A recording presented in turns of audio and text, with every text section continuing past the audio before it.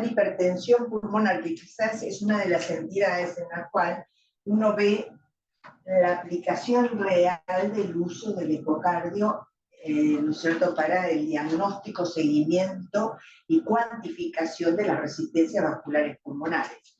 Y también la etiología. ¿Por qué voy a decir esto? Por varias razones. A ver si esto pasa ahora. Bueno, básicamente uno dice que una hipertensión pulmonar es un aumento de las resistencias vasculares pulmonares. Eso es lo que se define como hipertensión pulmonar, que en otra época se dijo que era persistencia de los patrones fetales. ¿Por qué? Porque dentro de la vida fetal, como bien hablamos en otra oportunidad, el pulmón está comprimido y las resistencias son altas. Entonces, en esta situación se produce un shunt, ¿no es cierto?, de sangre desoxigenada desde la circulación pulmonar a la sistémica, y esto hace a la hipoxia, ¿no es cierto?, que muchas veces hay que distinguir de una cardiopatía congénita. Más de una vez, una situación de hipertensión pulmonar, un chiquito que está cianótico, ¿no es cierto?, y que uno le pone el oxígeno y no responde adecuadamente, aún con 100% de oxígeno, siempre, acuérdense, mirar el corazón y que descartar una cardiopatía congénita es prioritario, porque a veces no se distingue. Yo recuerdo épocas pre-eco de haber cateterizado un paciente con hipertensión pulmonar, haberlo llevado el italiano, lo transporté yo, me acuerdo, para hacer un cateterismo, para diagnosticar por qué ese bebito estaba hipoxémico y tenía una hipertensión pulmonar. O sea, digo, porque ahí es importante el descartarlo, ¿no? Bueno, en general uno dice que estos son cuadros que se presentan en el rito de término, y eso históricamente se dijo que era así. Sin embargo, hoy en día sabemos perfectamente que los prematuros, y particularmente los retardos de crecimiento, o sea, chicos que han estado sometidos a estrés en la vida fetal, desarrollan hipertensión pulmonar, porque desarrollan rigidez de las vasculaturas, que no es selectivo. No es selectivo de la vasculatura pulmonar solamente, es sistémico. Entonces, donde la elastina es reemplazada por el colágeno y los vasos son rígidos. Por esto es que los chicos crónicamente estresados desarrollan esta patología que se prolonga a lo largo de la vida, pudiendo generar hipertensión pulmonar a largo plazo e hipertensión sistémica también como entidad que no se la sacan de encima después, ¿no? Entonces, por esto es tan importante que nosotros seamos conscientes de nuestro rol como neonatólogo en la prevención de estas entidades no transmisibles y que tienen que ver muchas veces con la vida prenatal, pero también con el cuidado postnatal. Bueno, recordar entonces que lo típico es que en una transición de la vida fetal a la neonatal, la expansión pulmonar y el oxígeno son los principales elementos que van a hacer a la relajación de la vasculatura pulmonar y al aumento del flujo, que en general debiera estar establecido antes de que se remueva la placenta, básicamente porque va a ser el flujo que va a retornar a las cavidades izquierdas antes que se interrumpa el flujo desde la placenta y por lo tanto el que venía por el foramen oval. Entonces voy a evitar cualquier síndrome de hipoflujo sistémico, ¿no es cierto?, que lleve a una realmente situación que el bebé lo afecte en forma sistémica. Así que en eso se basa la demora en el clampeo del cordón. Tratar de restablecer la circulación, la respiración, la expansión, la oxigenación, aún en forma espontánea o asistida. O sea, de ahí viene también la reanimación con cordón intacto. Bueno, ¿cuáles son las entidades que predisponen, o los factores que predisponen a que haya una transición alterada? Y bueno, ya ustedes lo conocen muy bien, que la cesárea es uno de los elementos donde se desarrolla con más frecuencia, porque falta la compresión del canal de parto, falta esa expansión que se hace con el nacimiento por un parto por vía vaginal. En general el pretérmino tardío tiene mayor incidencia de insuficiencia respiratoria y esto, como tiene una vasculatura desarrollada, cursa con hipertensión pulmonar con gran frecuencia. Los corticoides prenatales en general tienen a mejorar las resistencias vasculares pulmonares y mejorar de esa manera el flujo. Y el clampeo demorado del cordón es el otro elemento que interviene en mantener una adecuada circulación sistémica, ¿no es cierto?, para mantener también las presiones pulmonares dentro de un rango. O sea, se hace de una estabilidad hemodinámica más adecuada. La hipotermia suele aumentar las resistencias vasculares pulmonares y es de hecho una de las situaciones que cuando es extrema motiva la suspensión del tratamiento. La asfixia aguda produce vasoconstricción y la crónica produce remodelado. El ventrículo es como se adapta a esa asfixia crónica. ¿Qué es lo que sucede con el retardo de crecimiento temprano? Es como que el bebé se va adaptando al estrés crónico y va remodelando los ventrículos. Bueno, sabemos que el oxígeno es el mejor vasodilatador sin hiperoxigenación. Antes se ponían los chicos en oxígeno alto, alto, alto, pues parecía que de esa manera cedían mejor las resistencias vasculares pulmonares y se vio obviamente que se dañaba el pulmón por la liberación de radicales libres que dependen obviamente de la hiperoxia. Bueno, en los bebitos de términos y cercanos a términos, el sexo masculino es también un factor que aumenta la frecuencia, la morbilidad materna, o sea, toda situación de hipertensión, eclampsia, preeclampsia, cesárea, como ya dijimos. La aspiración del líquido amniótico meconiano en realidad es un elemento que está junto con la hipertensión pulmonar. Exposición antenatal a inhibidores de la recaptación de la serotonina y de la ciclooxigenasa. O sea, de la serotonina serán todos los antidepresivos, ¿no? Como la fluoxetina y similares, tienen un efecto sobre la curación. Es un antecedente importante en chicos con mamás que han estado medicadas, el indagar qué medicaciones ha recibido. Y por supuesto los inhibidores de la ciclooxigenasa, que son los que van a llegar a disminuir el tamaño ductal y favorecer obviamente la hipertensión pulmonar. Cualquier infección perinatal puede provocar hipertensión pulmonar. La asfixia desde ya, la hipotermia como ya dijimos, acidosis e hipocalcemia, el dolor, no hay que olvidar que el dolor aumenta las resistencias en el periodo de transición, la policitemia transporta lentamente el oxígeno y por lo tanto, por más que haya hemoglobina fetal, puede asociarse a hipertensión pulmonar. La trisomía 21, que sabemos que es una entidad que se acompaña durante bastante más tiempo de aumento de las resistencias vasculares pulmonares. En los pretérminos, la displasia es la que lleva la batuta en esto, y por esto el bebito que recién vimos, ¿no es cierto?, que es un bebito que claramente ya tiene instalada la displasia porque ha tenido intentos de extubación fallidos, ¿no es cierto?, es uno de los elementos a tener en cuenta.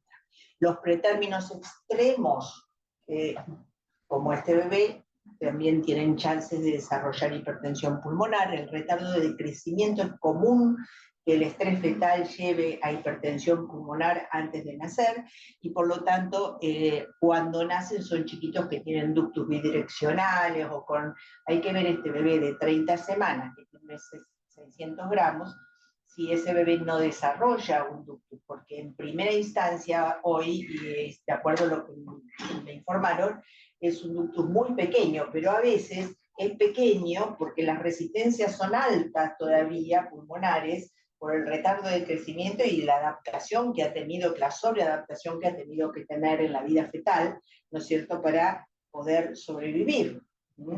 Entonces puede ser que cuando caigan las resistencias vasculares pulmonares, el bebé comience a yunquear de izquierda a derecha más claramente. Bueno, recordar siempre que el edema hemorrágico pulmonar suele asociarse, si es una situación que puede asociarse con hipertensión pulmonar, por dos razones, o por el ductus o por insuficiencia de las cavidades izquierdas, diastólicas, que ahora lo vamos a ver. La sepsis, obviamente, cualquier situación de sepsis puede aumentar la resistencia vasculares pulmonares en un pretérmino, y el oligoamnios es uno de los elementos que en la vida fetal produce hipoplasia, y hipoplasia también de la circulación. El soporte respiratorio prolongado y las estadías prolongadas en las unidades de cuidados intensivos. Bueno, y acá es lo importante, o sea, cuando uno habla de presiones arteriales pulmonares, tiene que recordar que uno de los elementos son las resistencias vasculares pulmonares, de la fórmula de presión pulmonar. El resto es presión wedge pulmonar y el otro es flujo. Entonces, la fórmula responde a eso. Si yo tengo una alteración por una falla cardíaca izquierda, voy a tener aumento de la presión wedge en los capilares pulmonares. Y eso también es hipertensión. Este bebito, si tiene disfunción diastólica e hipertensión sistémica, va a generar un bajo drenaje de las venas pulmonares en la aurícula y generar edema pulmonar y aumento de la presión wedge, ¿no? De los capilares pulmonares. Y es hipertensión pulmonar. No por vasoespasmo, sí por aumento de la presión capilar. Si tenemos un hiperflujo pulmonar, como por ejemplo el del ductus, ¿hasta dónde se distienden los vasos pulmonares? Hasta dónde da la resistencia. O sea, son elásticos las arterias, por lo tanto tiene un límite. Entonces, hasta dónde se distiende es lo que va a dar un aumento de flujo. Pero eso también significa hipertensión pulmonar. O sea, un ductus hemodinámicamente significativo desarrolla hipertensión pulmonar, si uno no lo atiende oportunamente. Y por último, lo que acabamos de hablar, la vasoconstricción pulmonar. Sin embargo, en más de una situación se entremezcla, no es tan pura la cosa, no es solo vasoconstricción, no es solo hiperflujo, no es solo aumento de la presión wedge. Entonces, cuando se entremezcla es cuando se dificulta más el diagnóstico y también los tratamientos. ¿Vamos con eso? Bueno, con respecto a estos esquemitas que yo les he traído, es para ejemplar lo que vendría a ser aumento de las resistencias vasculares moderadas al aumento de las resistencias vasculares pulmonares severas.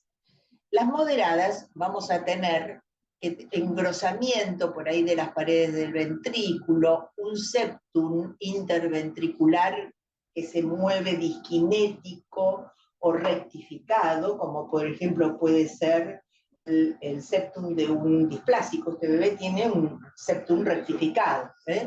Entonces, en este caso, ese ventrículo obviamente va a ofrecer resistencia al ingreso de sangre y por lo tanto puede tener regurgitación tricúspide. La otra cosa que puede tener es a nivel del foramen oval un shunt bidireccional.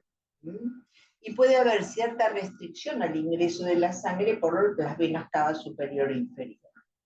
A nivel del gasto, se va a ver afectado el gasto del ventrículo derecho y el shunt a través del ductus puede ser bidireccional. Esto es porque obviamente las resistencias vasculares pulmonares se van a encontrar elevados, ese es el problema, digamos, de comienzo, y es lo que va a sobrecargar todas las cavidades derechas, pero también va a generar sobre las cavidades izquierdas una disminución en la entrada de la aurícula izquierda a través de las venas pulmonares, y puede generar un foramen oval entonces también bidireccional, porque tenemos aumento de presión acá, pero también acá puede haber, claro, hay disfunción, porque entra poca sangre y el ventrículo izquierdo acá va a recibir poco volumen, y entonces el gasto del ventrículo izquierdo se va a ver afectado, y con ello se va a ver afectada la perfusión tisular. Si en cambio la hipertensión es severa, entonces acá el pulmón está muy vasocontraído, las presiones son muy altas, y entonces nos vamos a encontrar con un ventrículo derecho que no da más, entonces está como abombado. Y ahí es cuando vemos abombar el septum sobre las cavidades izquierdas. Al ver abombar el septum sobre las cavidades izquierdas, entonces voy a tener dos mecanismos por los cuales cae el flujo en el ventrículo izquierdo. Una, porque ingresa menos sangre, ¿no es cierto?, porque tenemos una hipertensión severa y hay bajo retorno a las cavidades izquierdas por las venas pulmonares, pero también hay menos capacidad del ventrículo izquierdo por ese abombamiento septal. Entonces los dos mecanismos hacen que el gasto del ventrículo izquierdo se vea más afectado. El shunt ductal, en general, pasa a ser de derecha a izquierda, y el foramen oval también pasa a ser de derecha a izquierda. ¿Sí? Ahora, fíjense cuando nos encontramos ante estas otras situaciones. La cardiovascular. Acá el problema original ya no está en las cavidades derechas, sino en las izquierdas. Entonces tenemos un ventrículo izquierdo que se encuentra dilatado, restringido en su funcionamiento, que puede tener incluso regurgitación a nivel de la mitral, que va a shuntear de izquierda a derecha. Eso no me va a ayudar mucho en el foramen oval, porque el shunt normal es de izquierda a derecha, pero que va a restringir el flujo en las venas pulmonares. Esto va a hacer que al restringir el flujo, el pulmón se vea ingurgitado. Y ahí es donde encontramos el otro componente de la fórmula, que es la presión huella aumentada. Cuando la presión huella está aumentada y las resistencias vasculares pulmonares están elevadas por esta causa, entonces va a ofrecer resistencia al ventrículo derecho y por lo tanto va a afectar también el gasto derecho. Porque va a estar como pletórico. Puede haber regurgitación a través de la tricúspide, y es uno de los elementos que nos van a ayudar también al diagnóstico, si hay regurgitación en ausencia de vasoconstricción. Y por último, el que está relacionado con hiperflujo. ¿Cuál es la situación de un ductus hemodinámicamente significativo? Donde el flujo que retorna del pulmón está aumentado. Por esa razón, la aurícula izquierda se agranda en primera instancia, o recibe mucho volumen de sangre, se agranda la aurícula izquierda, se agranda el ventrículo izquierdo, aumenta el gasto del ventrículo izquierdo. ¿Hasta dónde? Hasta donde dé. Cuando ya eso entra a fallar, el pulmón empieza a ponerse pletórico. Y ahí es donde tenemos el riesgo severo de hemorragia pulmonar o edema hemorrágico pulmonar. ¿Qué pasa con las cavidades derechas? Las cavidades derechas, en general, van a encontrarse restringidas por este abombamiento septal, que ahora ya no va a ser de derecha a izquierda, sino de izquierda a derecha. Pero a su vez el pulmón, cuando ya está en una situación muy afectada, se va a ver pletórico, y entonces también va a haber resistencia al ingreso de sangre. Por lo tanto, el gasto puede estar disminuido. En este caso, ¿no es cierto?, si esto persiste mucho, si la resistencia es muy alta, entonces puede haber regurgitación e incluso inversión del shunt por el foramen oval. ¿Sí? ¿Les queda claro? ¿Lo habían pensado de esta manera alguna vez? Pregunto. ¿Eh? Pero esto es hipertensión pulmonar. La hipertensión pulmonar no tiene una sola causa, no es solo vasoconstricción. Hay otras entidades que se mezclan y que generan un síndrome de hipertensión pulmonar que no es de causa vasoconstricción. Bueno, ¿en qué nos ayuda el ecocardiograma en estas situaciones? Porque, bueno, para poder distinguir si hay vasoespasmo solo, si hay disfunción diastólica, si hay ductus hemodinámicamente significativo, nosotros necesitamos la ayuda y la colaboración de otras herramientas, aparte de la clínica, que en general son bebitos hipoxémicos, inestables, con requerimientos de ventilación asistida, con requerimientos altos de oxígeno. Primero, lo que dijimos al comienzo, descartar alteración estructural del corazón. Por lo tanto, si nosotros somos muy avesados, podemos por ahí ver que nada grosero pasa, pero lo ideal es que un cardiólogo experimentado lo vea y descarte cualquier malformación asociada. La otra cosa que nosotros podemos ayudarnos con en la ecografía es en el cálculo de las presiones pulmonares. Si calculamos las presiones pulmonares, entonces nosotros sabemos con cuánto tenemos que vencerlas o en cuánto tenemos que bajarlas. ¿En qué dirección se mueven los shunts, tanto por el ductus y el foramen oval? Nos va a ayudar en el diagnóstico. Es otra cosa que nos podemos valer de la ecocardiografía. Y determinar cuándo las resistencias vasculares pulmonares comprometen el gasto de ambos ventrículos. O sea, cuándo se compromete la salida de sangre de las cavidades ventriculares a tal punto que afecte lo que más nos importa, que es la perfusión tisular. Porque en todo esto, que se dañen los órganos es lo que debemos proteger.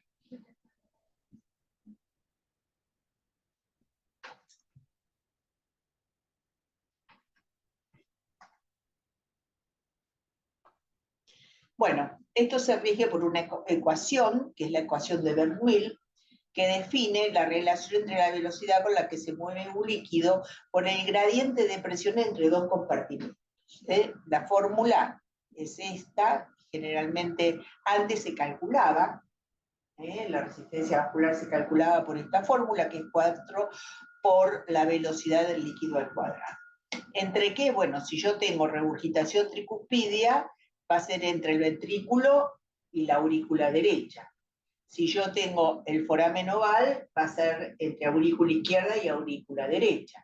Si yo tengo ductus, va a ser entre arteria pulmonar y aorta. O sea, esas es las cámaras o los vasos que voy a utilizar en esta diferencia para aplicar la fórmula. Bueno, vamos a la primera, que es la insuficiencia tricuspidia, que es la más fácil de evaluar cuando se encuentra en etapa aguda y tenemos este nivel de insuficiencia tricuspidia. ¿En qué cámara se mida? ¿En qué ventana se mida? Mide para external, baja, eje largo, vista BD.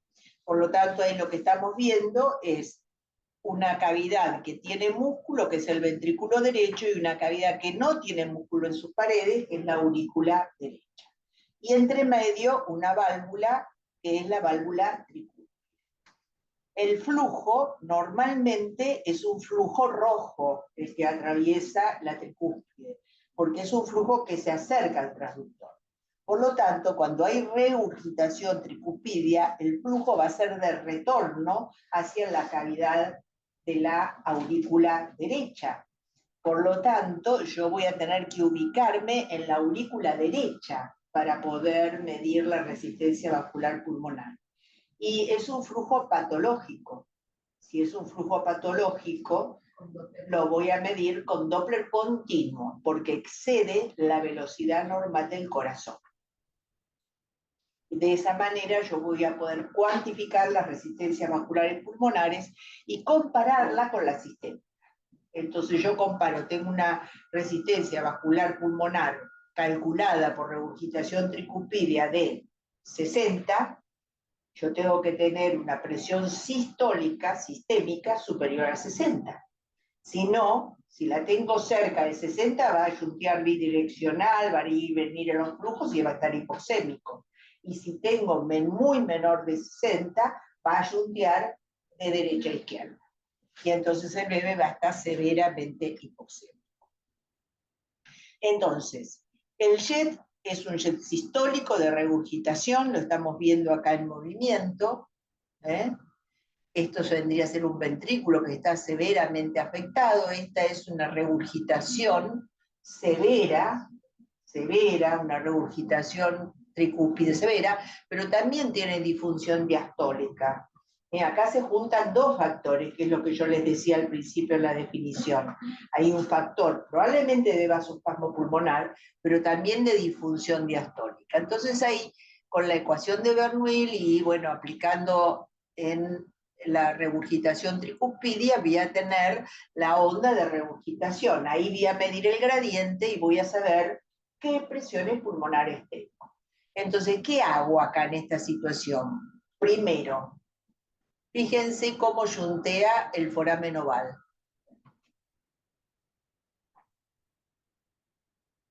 el foramen oval yuntea, a ver si lo podemos ver.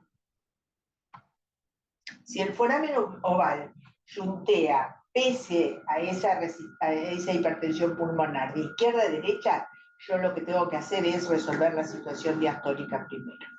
Si el yuntea de derecha a izquierda, probablemente tenga que primero... El modo MS está puesto para medir el TAPSE.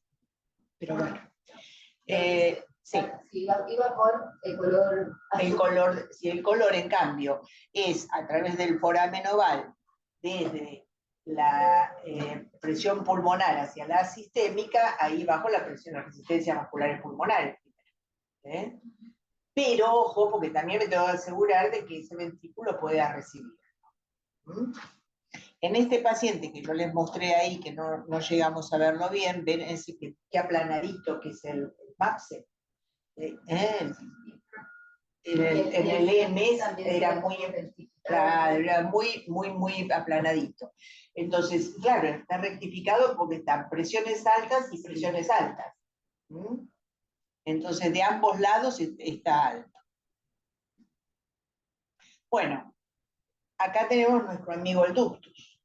El ductus es un gran colaborador en el diagnóstico de hipertensión pulmonar, porque a simple vista del ductus nos orienta hacia hay una hipertensión pulmonar o no. Si esta hipertensión pulmonar es a nivel sistémico o si supera la presión sistémica. Porque recordamos que acá el flujo de... claro, primero que lo estamos viendo desde acá adelante. Porque estamos en qué ventana. Para external alta. Para external alta, entonces yo estoy ubicada en el esternón, en el tercio superior, y ahí estoy viendo la pulmonar y el ductus, que sale uniendo el tronco de la pulmonar y la aorta descendente. Entonces ahí, si el shunt es de izquierda a derecha, se va a acercar al transductor. Y si es de derecha a izquierda, se va a alejar. Si es bidireccional, va a ir y venir a través de este. Entonces ahí nos encontramos con estas situaciones. O sea, si en azul está ejemplificada las presiones pulmonares y en rojo las presiones sistémicas, entonces vamos a tener que en general las presiones sistémicas superan a las presiones pulmonares. Pero si las presiones pulmonares se acercan a las presiones sistémicas en un sector de en la sístole temprana, esto se va a reflejar en el Doppler pulsado, una melladura, que es esta que tenemos acá. En la sístole temprana hay una melladura que va a irse a un flujo negativo, porque en este segmento las presiones pulmonares superan a las presiones sistémicas, entonces se va a alejar ese flujo un poquito, no es mucho lo que hay. Acá yo sé que las presiones pulmonares son infrasistémicas. Aunque tenga algún grado de hipertensión pulmonar, no es severa. Porque la profundidad de esta onda negativa es muy inferior a lo que es la onda positiva. Si vamos al siguiente esquema, entonces aquí ya la situación cambia, porque yo me estoy yendo a casi la mitad del ciclo, se supera por las presiones pulmonares a las presiones sistémicas. Entonces acá voy a tener un flujo bidireccional con presiones pulmonares, puedo decir así a simple vista, sin medir mucho, que son similares a las sistémicas. Entonces ahí yo sé que si aumento las sistémicas, el bebé va a mejorar, y si bajo las pulmonares también. Pero en la tercera situación, donde durante todo el ciclo la pulmonar supera la sistémica, ahí entonces estamos con una onda de estas características, toda negativa. Entonces acá estamos ante una hipertensión pulmonar severa. ¿Queda claro? ¿Sí? Vamos a ver. Bueno, acá tenemos, por ejemplo, estas situaciones con color. Un shunt ductal de izquierda a derecha, el primero, ahí yo casi podría decir con el colorcito que esa presión pulmonar es infrasistémica. Pero no en el de al lado, fíjense lo que es el de al lado. Es azul. Es difícil de ver porque se confunde a veces con la rama izquierda. Entonces, claro, y fíjense qué azul que es.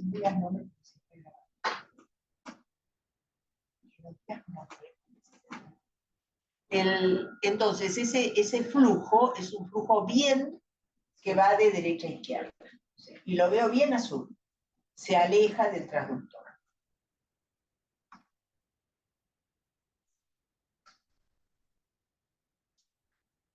Foramen oval. Un foramen oval que shuntea bidireccional es un foramen oval de hipertensión pulmonar. Porque normalmente el flujo va de izquierda a derecha, porque las presiones izquierdas superan a la derecha. Entonces esto sería un trazado de hipertensión pulmonar. ¿Mm? Y estamos viendo en la imagen bidimensional una aurícula derecha agrandada, con un foramen oval que protruye la laminilla del foramen oval hacia la izquierda. ¿Mm? A simple vista. Bueno, acá ejemplificamos las dos situaciones del foramen oval. O sea, donde en la primera estamos viendo un flujo normal,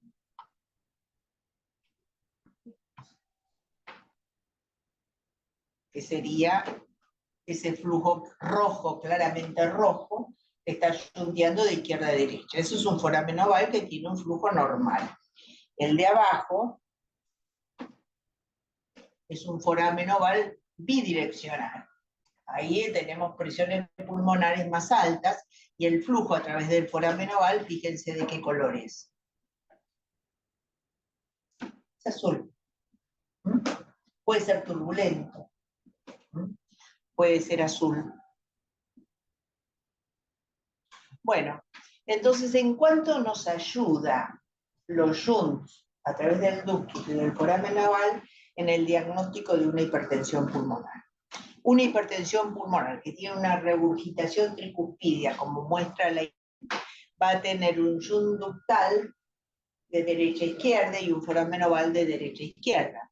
Ese chiquito necesita oxígeno en primer lugar, corrección de la acidosis si la tuviera, y óxido nítrico.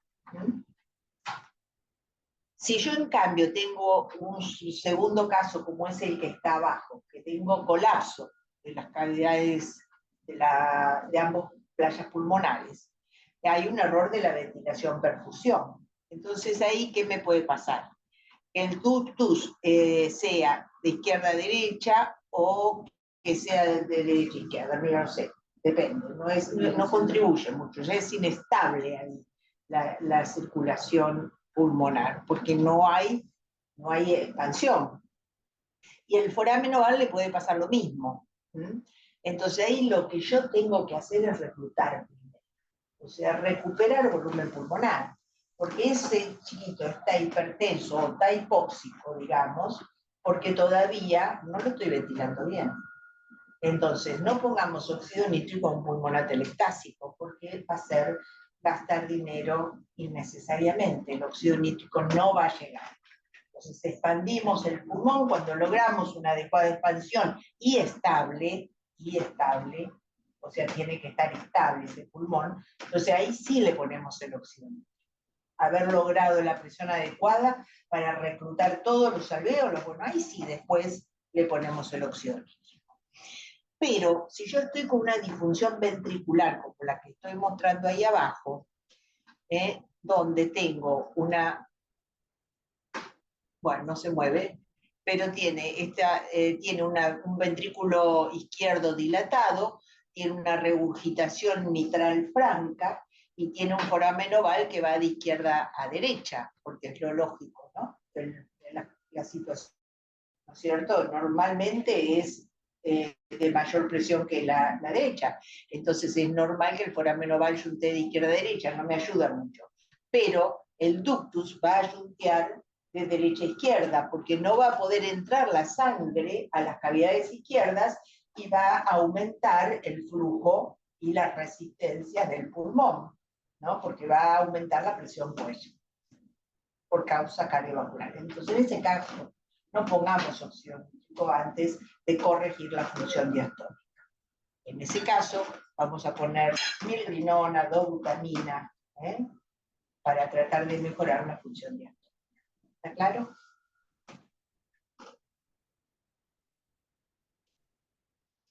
El otro elemento que nos ayuda, que lo íbamos a medir, pero no teníamos buena ventana y no nos ayudaba el transductor, es el flujo en la arteria pulmonar. Normalmente, una onda en la arteria pulmonar es redondeada, con un pico casi en el centro.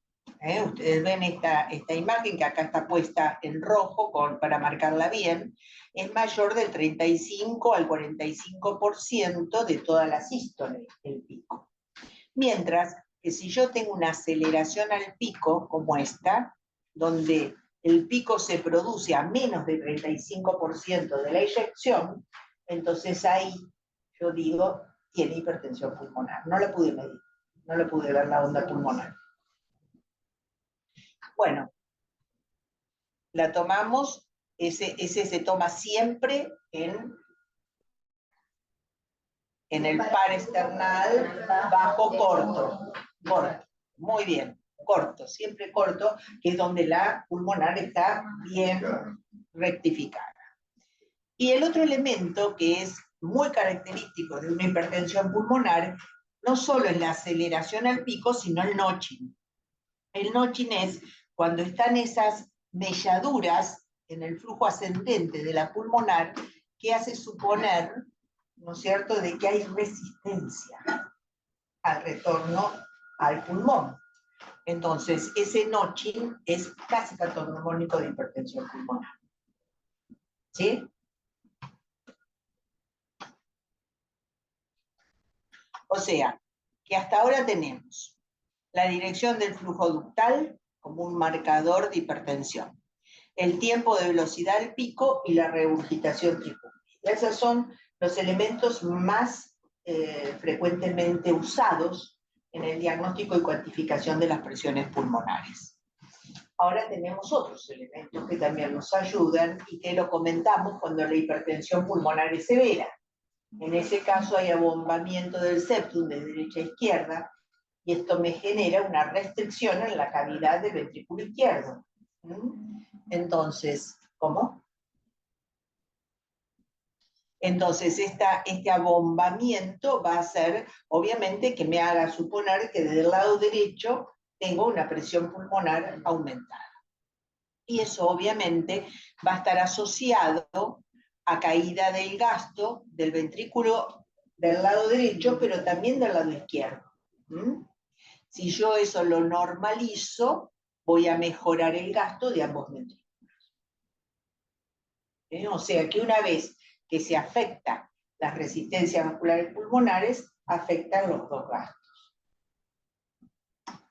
Con lo cual, el fin principal, que es la perfusión tisular, se va a ver afectada.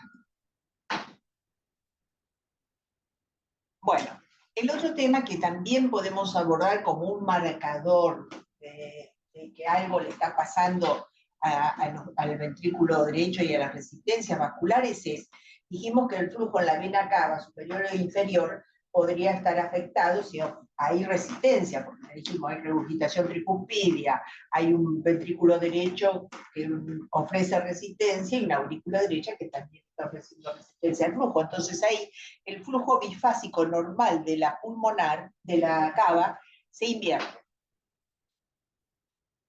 Entonces tengo este tipo de onda de la vena cava. O tengo una afectación de la llegada de sangre a las cavidades izquierdas. Entonces el flujo en las venas pulmonares, que es lo que mirábamos recién, ¿no es cierto?, que típicamente bifásico, como lo ven en la parte superior, se torna de estas características, como está abajo, o sea, más negativo que positivo, y por lo tanto es otro de los diagnósticos que nos hacen pensar de que la cantidad o el retorno de sangre a las cavidades derechas está afectada, izquierdas, perdón, está afectada. El último dato que se agregó en el último consenso es la insuficiencia pulmonar, la incompetencia pulmonar. O sea, un pulmón que está ofreciendo resistencias, la pulmonar se puede ver afectada. Entonces uno, en vez de ver un flujo azul característico, como es el de la arteria pulmonar que va hacia la cabeza del paciente, voy a tener un flujo de esas características. Muy turbulento, en ausencia de estenosis pulmonar. Tengo que ver bien la válvula, que no vaya a haber una estenosis pulmonar. En ese caso, yo pongo también el Doppler y me voy a encontrar con esa onda, porque lo normal es que la onda pulmonar sea negativa, ¿verdad? Porque se aleja y es negativa y es azul. Pero acá yo estoy viendo una turbulencia, entonces se ve flujo negativo y flujo positivo. Ahí igual está en el bajo y por igual. Sí. Es donde veo mejor la pulmonar. Donde veo mejor la válvula va a ser en el eje largo. Entonces ahí miro la válvula también, no vaya a ser que no tenga una válvula que no se mueva, como ha pasado.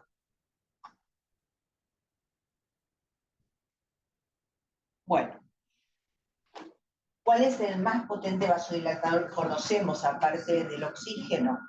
Es obviamente el óxido nítrico. Entonces sabemos que es selectivo del pulmón, que es usado como coadyuvante en la falla respiratoria hipoxémica con hipertensión pulmonar, que mejora la oxigenación y que disminuye el requerimiento de ingreso en ECMO.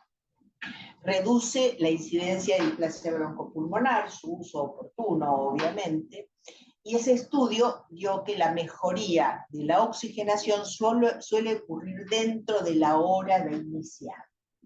Porque ya preguntabas eso, cuánto tiempo después yo me pongo con el transductor a mirar la regurgitación tricuspidia para ver que hay respuesta al óxido nítrico, sabes que dentro de la primera hora de colocado el óxido nítrico tiene que ceder las resistencias vasculares pulmonares cuando el tratamiento es efectivo. Pero para eso tiene que haber una adecuada expansión pulmonar. O sea, si no lo logré con ventilación convencional, pongamos antes alta frecuencia y después pongamos el óxido nítrico. Pero primero reclutemos alvéolos para que llegue el óxido nítrico. Feiner y Barrington habían publicado, no hace mucho, en el 2006, que solo el 50% de los pacientes responden, ¿no es cierto?, con un incremento de la oxigenación. Entonces se analizó ese 50%. ¿Por qué razón hay un 50% de no respondedores? Entonces lo que se vio en un estudio retrospectivo es que o la patología pulmonar era demasiado severa, era una hernia diafragmática, una situación de hipoplasia pulmonar muy severa, donde había un tema estructural de la vasculatura que resultaba imposible de vencer. El ingreso fue demorado, porque el ingreso tiene que ser oportuno.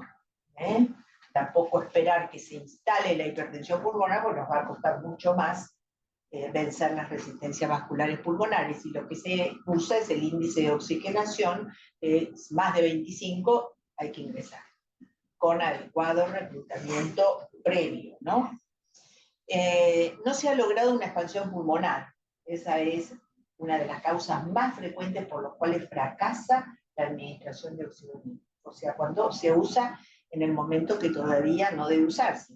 Primero debe lograrse la expansión. Por eso hay que ser tan celoso de recuperar volumen. La telectasia es una emergencia en el recién nacido, porque si el pulmón está telectásico, está comprimido, y no solo está comprimido los alvéolos, sino todo lo que está dentro del pulmón, y entre ellos los vasos arteriales pulmonares. Por lo tanto, ojo con esta situación. Hay errores de la ventilación pulmonar y por lo tanto va a haber bajo o excesivo volumen pulmonar.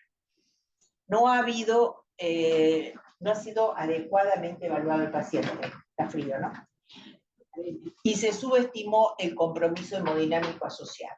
O sea, no nos dimos cuenta de que el bebito tenía una disfunción diastólica severa y entonces le pusimos óxido nítrico y no lo toleró, porque le abrimos los vasos y ya estaba el ventrículo izquierdo y la aurícula izquierda pletórico.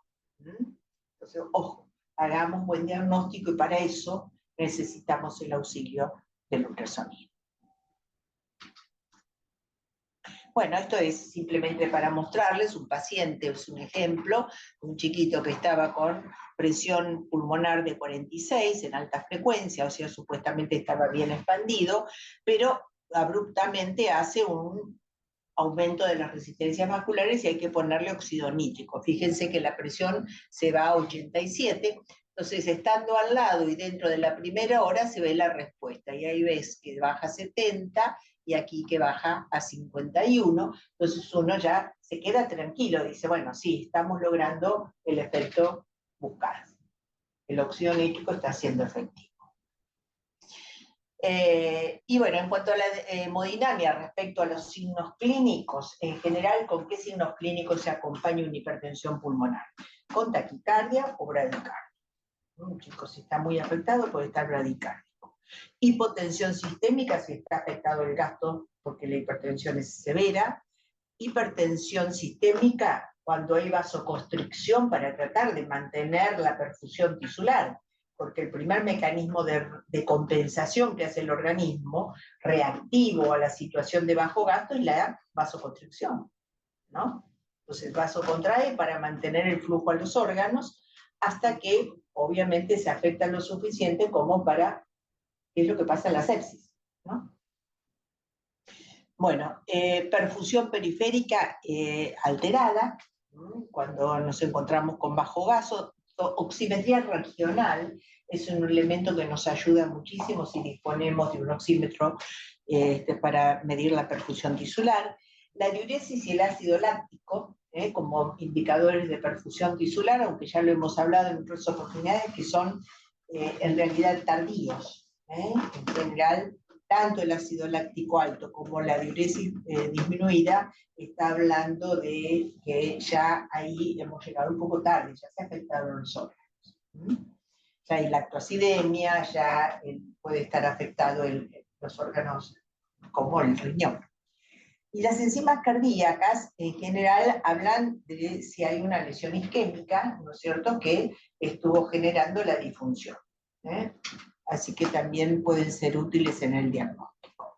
En cuanto al ecocardiograma, como ya dijimos, los elementos son regurgitación tricuspidia, ductus, velocidad al pico, abombamiento septal, gasto de ambos ventrículos, función diastólica y rendimiento cardíaco, TAPSE, que es excursión del anillo de la tricúspide, Doppler tisuplar y por supuesto el Speckle tracking si tuviéramos la oportunidad, que sería genial. Y bueno, con respecto a la función del ventrículo izquierdo, recordar que las resistencias vasculares pulmonares elevadas y el bajo flujo sanguíneo pulmonar lleva a un bajo retorno venoso pulmonar y caída del gasto del ventrículo izquierdo e hipoperfusión coronaria, por lo tanto puede aumentar la disfunción diastólica por isquemia, porque ustedes recuerden que las coronarias perfunden en diástoles, y la función diastólica comprometerse, como también la disfunción sistólica. Esto lo vamos a evaluar con rendimiento cardíaco, dilatación de la aurícula izquierda, foramen oval que yuntea de izquierda a derecha, eso no nos ayudaría tanto, regurgitación mitral, gasto del ventrículo izquierdo descendido e hipoperfusión sistémica. Y aquí vamos a un esquema tentativo de tratamiento en un bebito con una falla respiratoria hipoxémica. Un bebé que está con altos requerimientos de oxígeno, ¿no es cierto?, que se encuentra con todos los marcadores de hipertensión pulmonar presentes, en forma del ecográfico me refiero, y se encuentra hipotenso. ¿Qué hacemos? Ahí medimos bien el flujo y medimos las resistencias. Si el flujo es el que se encuentra comprometido, lo primero que tenemos que hacer es mejorar el flujo. Si las resistencias se encuentran comprometidas, tengo que mejorar las resistencias, ¿no? Entonces, porque por ejemplo, yo tengo un bebito séptico que está vasopléjico, que está hipertenso pulmonar, entonces ese bebito yo necesito mejorarle las resistencias. Entonces ahí tengo dos opciones. La noradrenalina, que nunca debe ser usado sola, sino con un inotrópico asociado, o la vasopresina. La vasopresina tiene la gran ventaja de actuar en acidosis y en hipoxemia. Por lo tanto, sería una mejor asociación cuando el bebé está hipotenso por resistencias bajas. Un bebito séptico, por ahí la asociación mejor para aumentarle la presión es la vasopresina, no la noradrenalina. Si en cambio es caída de flujo, ahí vamos a utilizar la dobutamina. Y si tenemos un ducto que está ahí, que se nos está por cerrar o que no tiene un flujo adecuado, favorecer la apertura del ducto con prostaglandinas. Eso va a aumentar el shunt de derecha a izquierda y va a hacer descargar al pulmón las presiones que están altas y favorecer el flujo en el circuito sistémico. Si la función diastólica, pese a todo eso, se mantiene alterada, entonces ahí puedo recurrir a la milrinona. Si con todo lo que hice para aumentar las resistencias logro y una función diastólica conservada, entonces ahí ya recurro al óxido nítrico, recién ahí. Ahora, si el paciente, en cambio, está normo o hipertenso, ahí también veo si la función diastólica es normal, le pongo directamente óxido nítrico.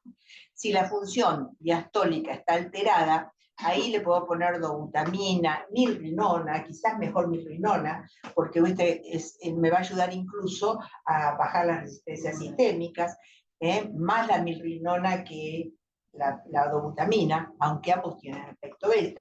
Pero la milrinona tiene un efecto lucitrópico y de hipotensión, ¿no? Así que va a ayudar. Y el levosimendan, que en realidad no ha mostrado en las últimas publicaciones ser mejor que la milrinona. Y tiene efectos indeseables que no tiene la milrinona. Igual ambos son de cuidado en la insuficiencia renal. Si un paciente tiene una hipertensión pulmonar y tiene una insuficiencia renal con creatinina alta, ninguna de esas dos drogas son de elección. En ese caso, entonces, pasamos después al óxido nítrico. A veces pasa que con el óxido nítrico, ¿no es cierto?, estamos en 20 partes por millón y resulta que, bueno, pasó el primer día, respondió, pero no le logro bajar. Está con 20 partes por millón y no le logro bajar. Le bajo y el chico baja la oxigenación. Y nosotros necesitamos margen de oxígeno para sacar el óxido nítrico. Entonces ahí un coadyuvante para bajar el óxido nítrico es la milrinona, porque repone ATP y óxido nítrico endógeno. Entonces ahí, cuando se aplana la respuesta del óxido nítrico, ahí poner milrinona puede ayudar a que el bebé se desprenda del óxido nítrico. Esto es displasia broncopulmonar. En displasia broncopulmonar claramente, ¿viste? Se sabe que hay una disfunción sistólica del ventrículo izquierdo y también sistólica del ventrículo derecho y diastólica del ventrículo derecho, porque está luchando contra las resistencias vasculares elevadas en un ventrículo que viene afectado, remodelación, porque viene con una ventilación prolongada, con resistencias elevadas. Entonces es común que haya cierta disfunción del ventrículo derecho. Pero lo que no estaba tan estudiado y que es la causa de muerte súbita en pacientes con crónicamente requerimientos de oxígeno es la disfunción diastólica. Por eso es que es tan importante en los bebitos con requerimientos prolongados de oxígeno la vigilancia de la presión arterial. La vigilancia obsesiva de la presión arterial. O sea, cada 3 horas, chico que requiere ventilación asistida prolongada, oxígeno con cánula, ¿no?, prolongado, y que no lo podemos despegar del oxígeno, medir la presión sistémica y controlar la función diastólica. porque son estos chicos, como este bebito que acabamos de ver, que necesitan de algún modo, ¿no es cierto?, un refuerzo o un alivio de esa resistencia sistémica, porque en el proceso de remodelación toda la vasculatura ha sido afectada. Y no solo se afecta la vasculatura pulmonar, sino también la vasculatura sistémica. Entonces, el monitoreo de la presión arterial en pacientes con requerimientos prolongados de oxígeno debe ser una rutina de cuidado. Del mismo modo que el control ecocardiográfico, a fin de detectar disfunción ventricular izquierda y evaluar con los cardiólogos la elección terapéutica más apropiada.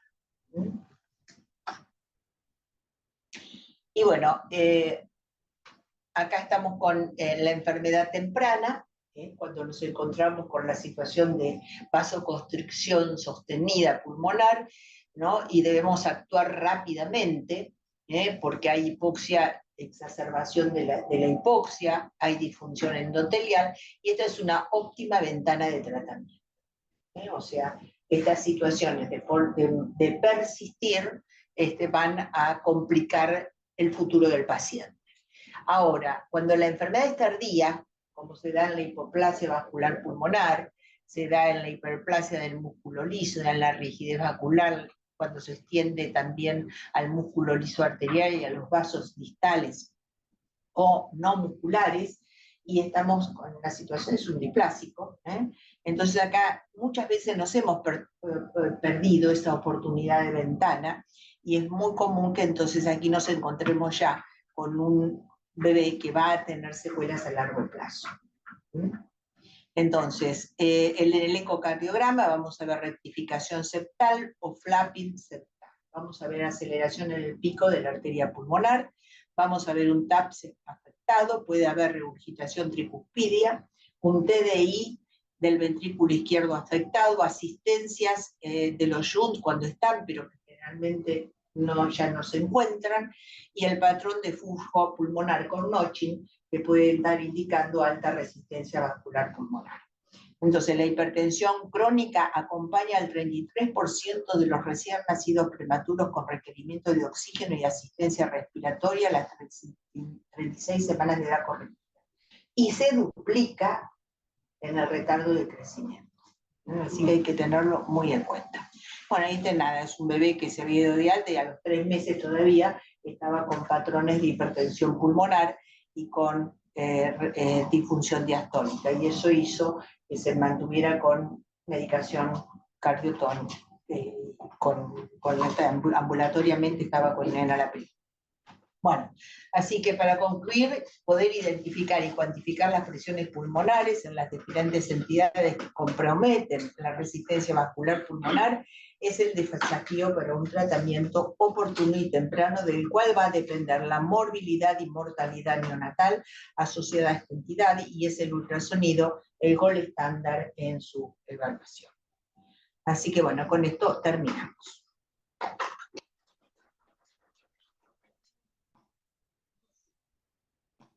Bueno, si quieren hacer preguntas, pueden hacerlas.